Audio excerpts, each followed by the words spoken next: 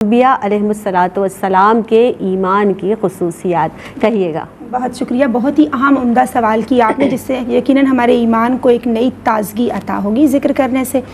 اچھا، ایمان چونکہ امن سے ہے تو ایمان والے اللہ تعالیٰ کی زمین پر امن قائم کرتے ہیں، جس سے خوشیوں کے، محبتوں کے ایسے پھول کھلتے ہیں، ایسی کونپلیں پھوٹتی ہیں کہ سارا معاشرہ خوشبودار ہو جاتا ہے۔ اس کی وجہ کیا ہے کہ ان کی یکسوئی اپنے رب کی سمت ہوتی ہے کہ دو عالم سے کرتی ہے بیگانہ مجھ کو عجب چیز ہے یہ لذت آشنائی۔ انبیاء کرام حق کے علمبردار، ان کا ایمان کامل، ایمان یقینی، ایمان مضبوط ہوتا ہے،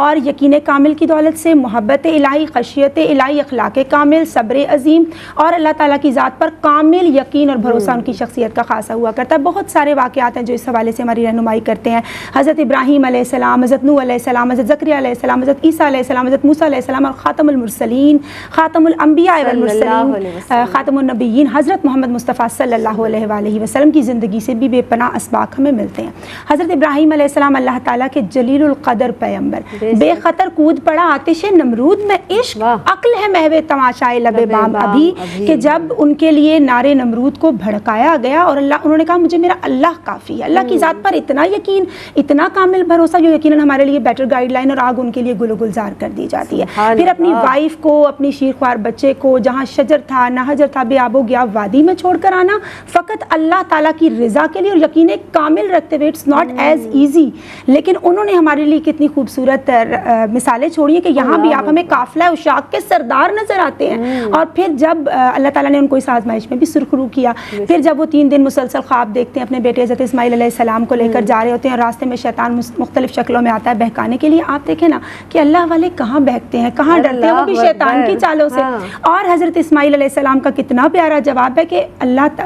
ابا جان آپ مجھے صابرین میں سے پائیں گے، سبحان اللہ۔ اسی طریقے سے حضرت ایوب علیہ السلام کا جو صبر ہے وہ ہمارے لیے کامل مثال ہے، آج بھی اس کی مثالیں دی جاتی ہیں کہ اللہ تعالیٰ نے بہت ساری نعمتوں سے نوازا، اللہ کا شکر ادا کرتے تھے، جب نعمتیں چلی گئی تب بھی صبر کیا، اللہ تعالیٰ کا شکر ادا کیا، کوئی شکوہ ان کی زبان پر نہیں آیا، کوئی پائے استقلال میں کہیں لغزش اور کمی ہمیں نظر نہیں آتی ہے۔ اسی طرح سے حضرت یوسف علیہ السلام کو جب اندھیرے کنویں میں ڈالا جاتا ہے تو وہ اس وقت بھی یہی تصور کرتے ہیں کہ میرا اللہ تعالیٰ میرے ساتھ ہے، اور جب زلیخا ان سے یہ کہتی ہے کہ آپ کے اور میرے درمیان تنہائی میں اور کوئی نہیں ہے، تو آپ فرماتے ہیں کہ بے شک میرا اللہ تعالیٰ مجھے دیکھ رہا ہے، میرا اللہ تعالیٰ میرے ساتھ ہے، یہ یقین کا ایک کامل نقطہ ہمیں عطا ہو رہا ہے، اور یقیناً سمجھنے والوں کے لیے، تفکر کرنے والوں کے لیے ہی تو نشانیاں اور مثالیں بتائی گئی ہیں۔ حضرت زکریا علیہ السلام کی سرکش قوم جب ان کے پیچھے لگتی ہے، کتب کے اندر باقاعدہ تفاسیر میں موجود ہے، درخت میں آپ پناہ لیتے ہیں، سما جاتے ہیں، شیطان انسانی شکل میں آتا ہے اور کہتا ہے کہ یہاں سے درخت کو چیرا جائے کیونکہ یہاں اللہ کے نبی اندر موجود ہے، تو اللہ تبارک و تعالیٰ فرماتا ہے